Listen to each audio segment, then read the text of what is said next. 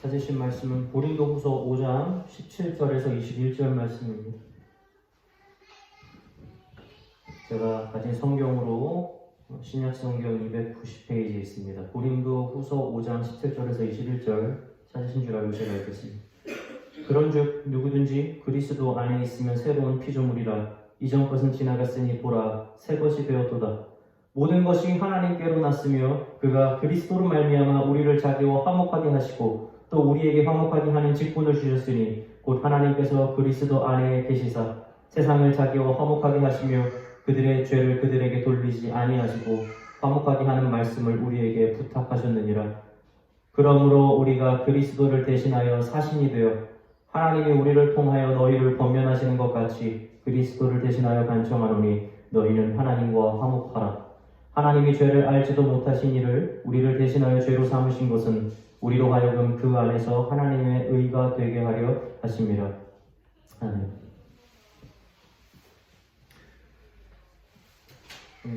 어린 아이들이 주변 사람들과 쉽게 어울리는 이유가 뭔지 혹시 생각해 보셨습니까? 저는 아이 넷을 키우면서 아이들이 이제 자라는 모습을 보잖아요. 근데 어릴 때 정말 사람들이랑 잘 지냅니다. 저는 그 능력이 이런 능력이 있다고 봐요. 바로 화해라는 거죠. 서로 화목하게 지내는 능력이 아이들에게는 있어요. 가정을 자세히 보면 어른들이 있고 아이들이 있잖아요. 어떤 관계에서 가장 불화가 많이 생길까요? 이건 생각할 필요가 없어요. 아이들입니다. 장난감 가지고 야 이거 내 거라고 싸우고 울고요. 밥 먹을 때도 이 자리 내가 앉을 거라고 싸우면서 울고요. 잠잘 때도 내가 엄마 옆에 누울 거라고 싸우는 거예요. 그렇게 다툼이 많습니다. 아이들은. 여러분 어른들이 이렇게 싸우는 어린아이를 보면서 참 어리석다, 너무 잘 싸운다, 너무 감정적이다 이렇게 생각을 하잖아요. 근데 여러분 어린아이들이 진짜 잘하는 게 있어요. 뭐냐면 바로 화해하는 겁니다. 아이들은 만약에 어떤 일로 다퉜다고 합시다. 장난감 때문에 싸웠어요. 여러분 그걸 가지고 다음날 기억하고 그걸 얘기하는 아이들은 거의 없어요. 다음날에 자고 일어났더니 넌 어제 내 장난감 가지고 안 줬으니까 난 너한테 이럴 거야 라고 하는 애를 제가 보지를 못했어요. 그날 다 없어집니다. 아니 그날도 필요하지 않아요. 그냥 그 자리에서 조금 싸우다가 부모가 잠깐 중재하면 바로 미안해라는 말을 하죠. 그러면 그 사과를 받은 아이는 대부분 괜찮아 라고 이야기를 해서 화해라는 걸 너무 많이 봤어요. 여러분 어른들이 배워야 돼요. 어른들이. 아이들이 많이 싸우는 것만 보는 게 아니라 얼마나 아이들이 서로를 쉽게 내려놓고 화해를 하는가 이 모습을 보고 좀 배워야 된다고 생각을 해요. 반면에 가정에 어른들이 있잖아요. 여러분 어른들이 싸워봐야 얼마나 싸우겠습니까? 별로 안 싸우죠. 일주일에 한 번이나 한 달에 한 번? 죄송해요. 매일 싸우신다면 좀 죄송한데요. 아이들만큼 그렇게 많이 싸우진 않아요. 그런데 진짜 다른 게 뭔지 아세요? 어른들은요 그 다툼한 거 가지고 화해를 잘 안 합니다. 그날 다툰 거 가지고요 여러분 하루가 가고 일주일이 가고 여러분 한 달까지 가는 거예요. 왜 그럴까요? 자기가 높아진 마음들이 있어서 그래요. 내려놓지를 못하는 겁니다. 여러분 그래서 인간관계에서 어려움을 겪는다는 건요 여러분 다툼의 횟수에 있는 게 아니에요. 아이들이 대부분의 사람들과 잘 어울리는 것처럼 인간이 원만한 관계를 갖는 거는 많이 다툰다 할지라도 여러분 화해를 얼마나 잘하느냐 이것에 달려있는 겁니다. 자기를 내려놓고 잘못을 빨리 인정을 하는 사람, 여러분 이런 사람에게서는 다툼이 일어나지 않는다는 거예요. 아니 다툼이 일어나지 않는 것이 아니라 늘 화목이라고 하는 것, 화평하게 하는 직책이라고 하는 게 이 사람 속에서 일어날 수 있다는 겁니다.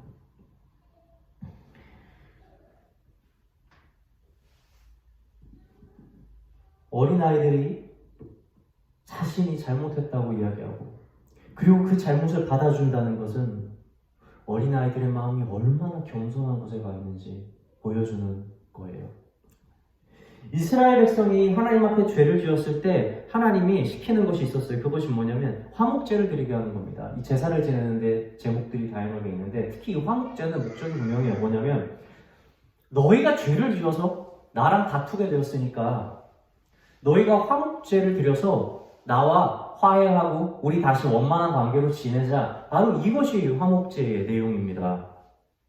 참 재밌는 건 하나님께서 너희가 죄를 지었을 때 화목제를 드려라. 그럼 내가 그것을 받겠다라고 약속을 하신 데 있는 거예요. 이게 왜 은혜냐면 이런 거예요.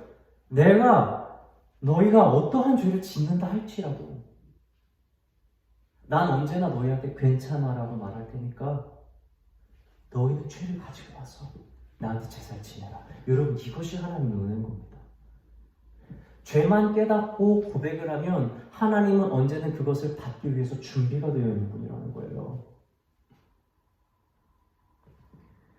이스라엘 백성들이 모세가 시내산에 올라가가지고 하나님의 계명을 받는데 하도 내려오지 않으니까 이 사람들이 그물을 다 모아가지고 불에다 던져버립니다. 그러니까 뭐가 나오냐면 송아지가 턱 나오네. 그러니까 막 사람들이 막 난리 나고 이것이 우리를 건져낸 신이라 어떻게 이럴 수 있어요?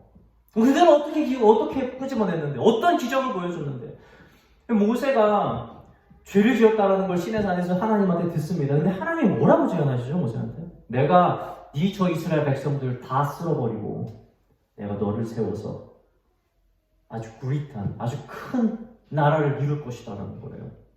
좋은 계획이죠. 죄를 지은 것들 다 쓸어버리고 모세 통해서 그래 새로 시작합시다 하는 거예요. 여러분 근데 그때 모세가 하나님을 탁 가로막습니다. 주님 그러지 마세요. 저들이 당신의 백성입니다. 여러분 모세가 하나님을 가로막자 성경에서 이렇게 얘기합니다. 하나님이 자신의 계획을 돌이키셨다고 그래요. 다 죽이려고 했던 인간들을 모세가 가로막자 하나님 계획을 바꿔서 그들을 다시 구원해내는 거예요. 여러분 이게 화목하게 하는 직책을 가진 자가 하는 일입니다. 모세가 했던 일이 예수 그리스도가 했던 일과 너무 비슷하죠.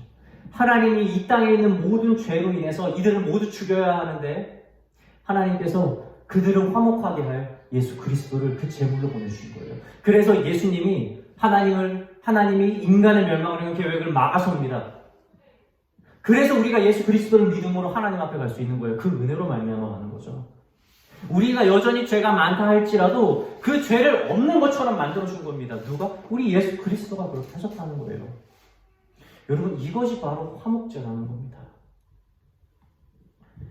그리고 성경에서는 오늘날 우리에게 이러한 역할을 감당할 것을 말합니다. 바로 화목하게 하는 직책을 우리에게 주셨다는 거죠.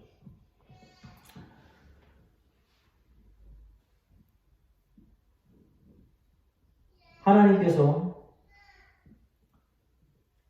인간이 죄를 지었을 때에 태초에 인간을 짓고 얼마 되지 않아 그들이 죄를 지은 것이 성경에서 창세기에서 나왔을 때 하나님은 그냥 다 지워버리고 자신에게 순종할 새로운 존재들, 자신을 찬양할 올바른 애들을 다시 만들면 됐었습니다.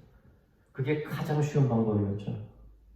그런데 하나님께서 정령 죽으리라 한 그들에게 죽음을 내리지 않아요. 물론 의미상 그들의 육신에게 죽음이 다가온 것은 맞지만 그들에게 새로운 플랜을 가동시킵니다. 그것이 무엇이냐면 바로 예수 그리스도인 거예요.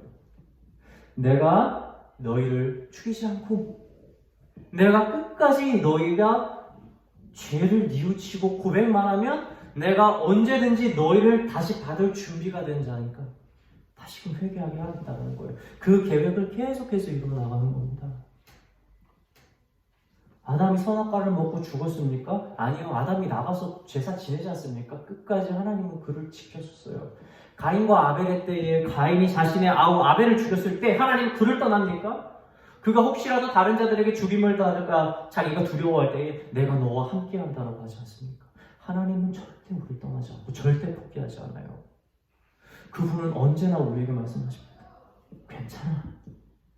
괜찮아. 나한테 와.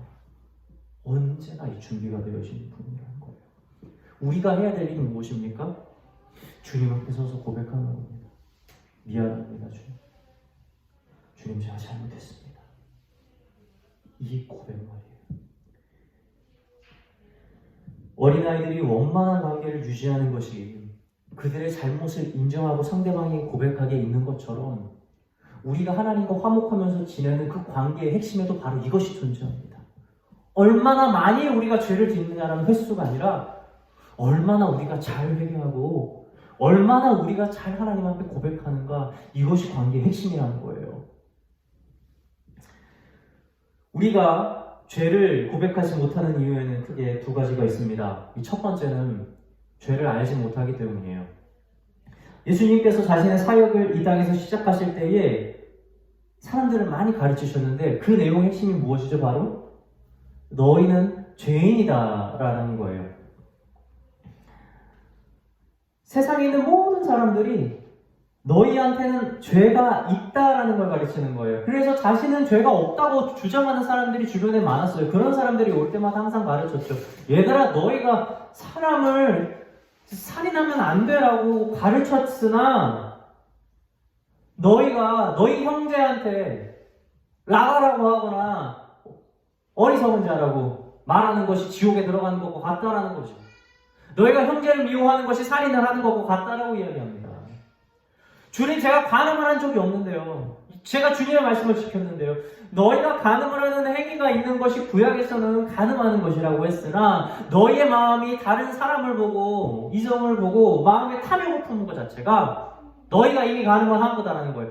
예수님은 이 땅에 오셔서 가르친 겁니다. 누가? 모든 사람들의 마음의 중심에는 죄가 있다는 거예요. 너희는 그냥 죄인이라는 거예요. 이게 중요한 거였어요. 여러분, 정말 세상에 양심을 잘 지키는 사람들이 있잖아요. 얼마나 존경스러운지 몰라요.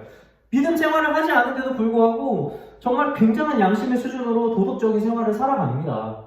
근데 여러분, 그 사람들이 양심을 지킨다는 것 자체가 그들이 죄인이라는 걸 가르쳐주는 거예요. 사실은 양심이 뭘 가르치는 겁니까? 내 안에서 선한 일과 악한 일이 있는데 선한 일로 가도록 밀어주는 게 양심이에요. 다시 말하면 우리는 양심을 거절할 기회가 있다는 겁니다. 그럼 언제든지 악한 일을 할 수 있다는 거죠. 양심 때문에 고민한 적 없으세요?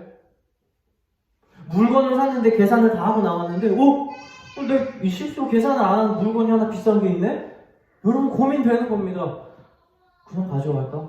몰랐다고 할까? 아니면 내가 거기까지 다시 가서 이것을 계산을 하고 올까? 당연한 거잖아요. 돈 내야 되잖아요. 근데 왜 고민이 되는 줄 아세요? 우리가 죄인이라서 그래요. 양심은 이걸 가르쳐주는 겁니다. 우리가 아무리 양심을 잘 지킨다 할지라도 그것이 우리가 선한 자로 바꾸어주는 게 아니에요. 그냥 우리가 죄가 있는 걸 더 찌를 뿐이에요. 우리 자신을. 예수님은 그걸 가르친 겁니다. 너희는 언제든지 죄로 갈 수 있는 자들이다. 왜냐하면 너희가 죄인이라서 그런 거예요. 그래서 예수님은 모든 자를 죄인으로 만드십니다.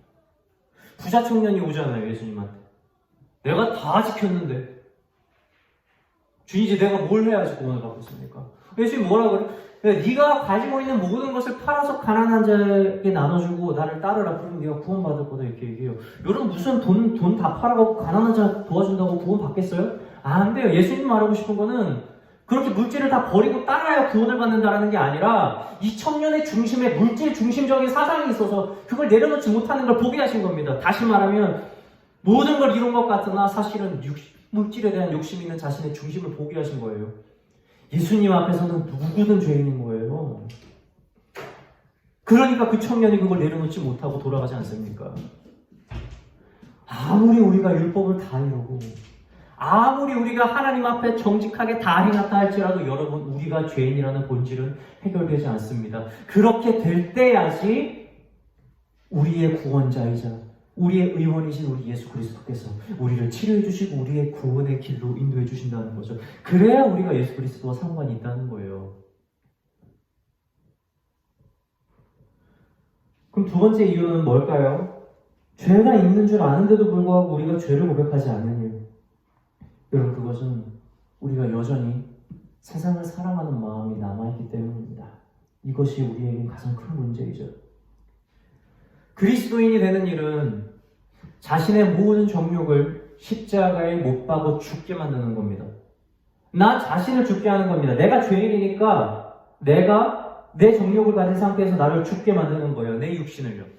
그렇게 해서 죽으면 예수 그리스도의 부활의 능력이 나에게 임해서 내 명찰이 이정민이라는 이름이 아니라 예수 그리스도의 명찰이 달리게 되고 이제 내가 사는 것은 그분의 구원에 따른 은혜에 말미암아 우리 나를 살게 되는 것이 내 이름의 능력을 가지고 사는 게 아니라는 거예요. 이게 그리스도인의 삶입니다. 그런데 우리는 계속해서 정욕에 따라가요. 안목의 육신, 우리 정욕 말이에요. 이것을 끝까지 따라가면서 다시 세상에 발을 내딛고 다시 세상을 바라보고 다시 물에 빠져들어가는 죽음의 삶을 살아가게 되는 거예요. 그렇게 삶을 살아가면서 자신을 사랑하고 자신을 높일 때에 우리는 회개하지 못합니다.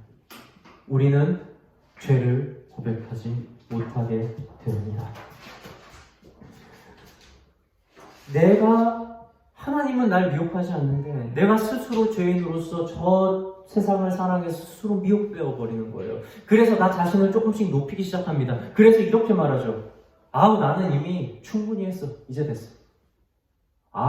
이거 나는 충분히 이렇게 말할 자격이 있어. 난 이렇게 해도 돼. 점점 이런 생각이 내 머릿속에 자리 잡는 거예요. 그래서 다른 사람들이 나에게 하는 행동을 집중하게 되죠. 왜? 네가 감히 뭔데 나한테 이렇게 하는 거야. 나 이런 사람인데. 죄를 고백하지 않는 사람들의 삶이 점점 어떻게 되는 줄 아세요? 이렇게 돼요. 내가 점점 올라가고 다른 사람들이 점점 낮아집니다. 성경은 이걸 교만하다고 하고요. 사탄의 모습과 가장 비슷한 모습으로 변질되는 거죠. 이것이 바로 나를 사랑해가는 모습이에요. 이렇게 자신이 높아진 사람이 무엇을 못하는 줄 아십니까? 화해를 못해요. 자신의 잘못을 고백을 못하죠. 게다가 다른 사람의 잘못을 용서하지도 않습니다. 이런 사람의 삶이 바로 용서하는 삶과 가장, 화해하는 삶, 화목하는 삶과 가장 반대되는 삶이 된다는 거죠. 사랑하는 성도 여러분, 세상에 떼놓을 수 없는 인간의 관계가 있어요. 그거 뭔지 아세요? 부부입니다, 부부. 근데 요즘 이혼 진짜 많이 하잖아요. 여러분, 이혼을 하는 이유가 정말 다양한데 여러분, 그것은 사실은 다양한 이유의 중심에 있는 것이 아니에요. 그것은 무엇의 중심이 있냐면 바로 좌고하는 마음이 있습니다.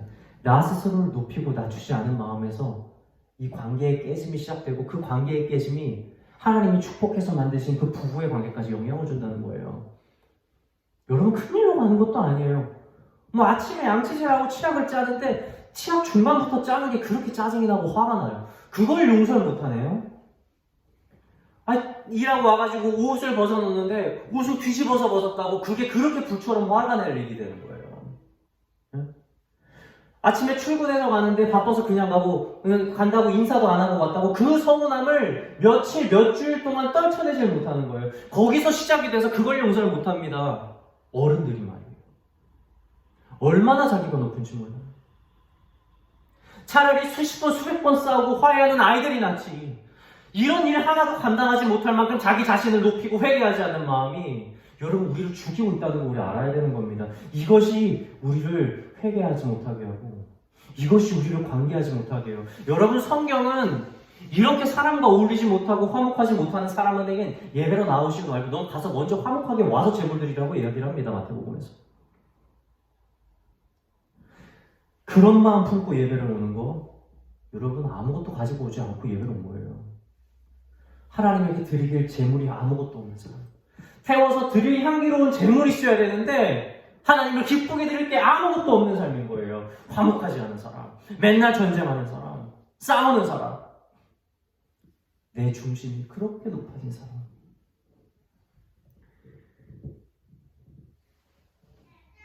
회개하는 것은 자신을 낮추고 하나님을 크게 만드는 일입니다. 그렇게 자신을 낮춘 자가 화목한 직책을 가지고 이웃에게 나갈 수 있는 거예요. 그 대상이 여러분 이웃이 아니어도 돼요. 이렇게 하나님 앞에 화목하고 이렇게 하나님 앞에 자신의 죄를 날마다 고백하는 사람은요, 여러분 이웃과 화목하게 지내는 것이 아니라 원수와도 화목합니다. 비록 원수가 그를 인정하지 않을지라도 여러분 이 사람은 원수를 마음에 거리낌을 두지 않고 대해요. 그럴 수 있는 거예요. 마치 이것은 예수님께서 우리를 대했던 것과 마찬가지죠. 그분이 아직 죄인이었을 때에 하나님께서 자신의 아들 독생자를 우리에게 주사 그의 생명을 대속하심으로 원수되었던 우리를 얼마나 사랑하셨는지를 증명했던 것처럼 여러분 마음의 겸손함이 여기까지 가야 된다는 거예요. 너희가 너희들 가족을 사랑하고 너희가 너희 친척 사랑하고 이웃 사랑하고 여러분 사랑할 만한 자를 사랑하라는 거? 이방인들과 뭐가 다르냐? 너희는 내가 너희를 사랑한 것 같이 서로 사랑해라. 하나님, 예수님이 무슨 사랑을 했는데요? 원수가 되었을 때의 원수 같은 우리를 사랑했던 그 사랑이잖아요. 그러면 그 사랑대로 사랑하라고 했다면 여러분, 우리의 겸손함이 어디까지 가야 된다는 거예요. 단순한 이웃사랑, 부부 사랑하는 거 자랑하지 마십시오. 이건 당연한 거고 말이에요. 우리의 마음이 겸손해지기까지 가는 거는 바로 여기까지입니다. 내 원수를 사랑하고 내 원수를 위해서 기도하는 거예요. 그를 위해 나를 희생할 때까지 가라는 겁니다.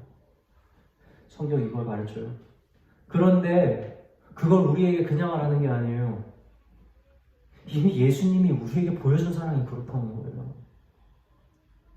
그래서 요한은 이 사랑을 깨달은 자가 형제들을 사랑하지 않고, 이 사랑을 깨달은 자가 마음이 어둠 가운데 있다면 처음부터 그는 하나님을 사랑하지 않았다라고 이야기하는 거예요.